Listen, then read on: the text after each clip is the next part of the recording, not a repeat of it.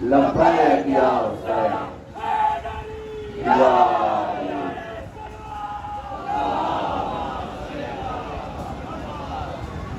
اور آخری بات، میں زیادہ وقت نہیں دینا ہے مجھے، کیونکہ ہمارا مقصد کسی کو تکلیف دینا نہیں ہے، بلکہ ہم تو خود تکلیف زدہ ہیں، ہمارے مولا اور آقا کو مارا گیا۔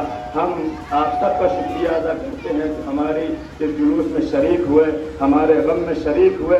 بس ایک بات دنیا کو بتانا چاہتا ہوں کہ دنیا ایک ذہن میں ہمارے ہر انسان کے سوال آتا ہے کہ حسین جیتے یا یزید جیتا، کیونکہ قانون دنیا یہ ہے کہ جیتا کسے کہا جاتا ہے، فاتح کسے کہا جاتا ہے۔ دنیا میں فاتح وہ ہوتا ہے جس کی تلوار اوپر ہو اور تلوار کے نیچے والا ہار جاتا ہے، تلوار کے اوپر والا جیت جاتا ہے۔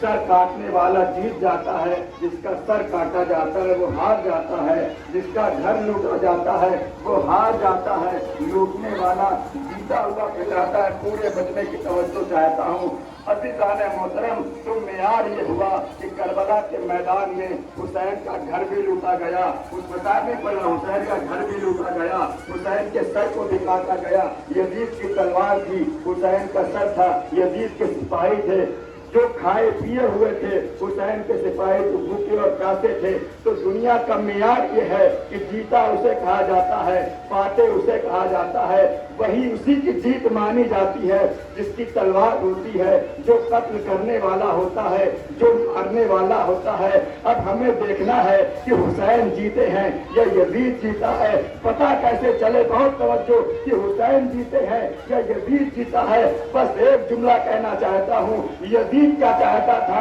حسین کیا چاہتے تھے؟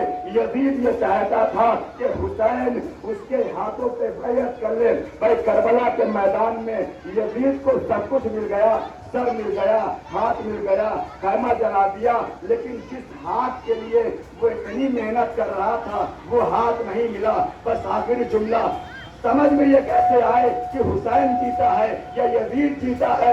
میں کہتا ہوں اے مسلمانوں، اے دنیا کے انسانوں، کسی اور سے پوچھنے کی ضرورت نہیں ہے، تم کسی اور سے نہیں پوچھو، چلو یزید کے بیٹے سے پوچھتے ہیں۔ یزید کا بیٹا بتائے گا، بہت توجہ، یزید کا بیٹا بتائے گا کہ حسین جیتے ہیں یا یزید جیتا ہے، حسین جیتے ہیں یا یزید جیتا ہے۔ ایک مصرع آپ کے سامنے پڑھوں گا، آپ سمجھ جائیے گا لبیک یا حسین کا نعرہ لگنا چاہیے۔ بھائی سمجھ میں کیسے آئے؟ یزید نے تلوار چلائی، حسین کا سر کٹ گیا، یزید نے پانی بند کر دیا، حسین کے بچے پیاسے رہ گئے۔ تو ظاہری طور پہ حسین ہار گئے تھے، لیکن دنیا میں معیار بدلا گیا، قانون بدلا۔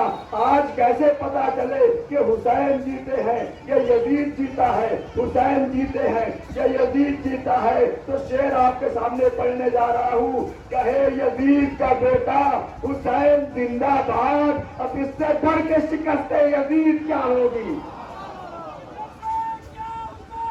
لبیک یا حسین، لبیک یا حسین، کہے یزید کا بیٹا حسین زندہ باد، اب اس سے بڑھ کے شکست یزید کیا ہوگی؟ وقت تمام ہو گیا، سوگواران مظلوم کربلا۔ آج 10 محرم ہے، یہ جنگ حق اور باطل کی جنگ تھی۔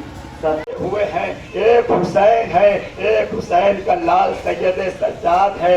حسین خیمے میں آئے زینب، میں مقتل میں جانا چاہتا ہوں۔ ایک مرتبہ بہن نے بھائی کے گلے میں بائیں ڈال دی، اے بھیا کس کے سہارے چھوڑے جا رہے ہو؟ اے بھیا زینب کو کون سہارا دے گا؟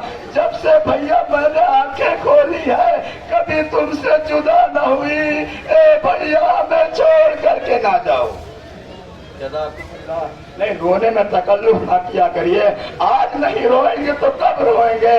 اب تو 10 محرم اگلے سال آئے گی، نہ جانے کون زندہ رہے اور کون مر جائے۔ دل بھر کے رو لو، دل کھول کے رو لو۔ روایت کہتی ہے ہم مظلومیت حسین کا آنسو بہا رہے ہیں۔ حسین گھوڑے پہ سوار ہوئے مقتل کی طرف جا رہے ہیں۔ اتنا بڑا مجمع ہے، تم سب بھی تو صاحب اولاد ہو، تمہارے گھر میں بھی چھوٹی بچی ہوگی، تمہارے گھر میں بھی 4 سال کی بچی ہوگی۔ جب کہیں کوئی جاتا ہے، باپ جانے لگتا ہے تو بچے بھلے نہ آئے،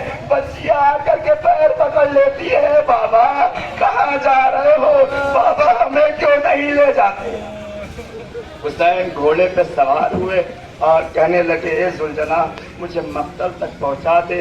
जुलजना आगे नहीं बढ़ रहा था। इमाम हुसैन ने कहा, ए मेरे रहबार, मैं जानता हूँ कि तू थका हुआ है, बस ये आखिरी सवारी है, मुझे मक्तल में पहुंचा दे। रावी कहता है, जुलजना ने ज़बाने पे ज़बानी में अपनी गर्दन के ज़रिए से इशारा किया। अब जो मौला ने देखा, आप साहिब औलाद हैं, जिनकी बच्चियां हैं वो इस मसाइब को ज़रूर समझेंगे। एक मरतबा हुसैन ने जब घोड़े के पैरों की तरफ देखा, क्या देखा? हुसैन की 4 साला बच्ची घोड़े के कदमों से लिपटे हुई बैठ कर रही थी। ए मेरे बाबा के घोड़े, मेरे बाबा को मक्तल में डाले जा।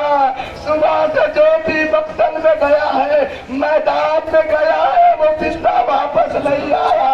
हुसैन घोड़े से उतरे, 4 साल की बच्ची को कलेजे से लगाया। ए सकीना, बाबा को मक्तल में जाने दो। जज़ाकुमुल्लाह। सदा कोई गम न दे सिवाय गम मज़लूम करबला के।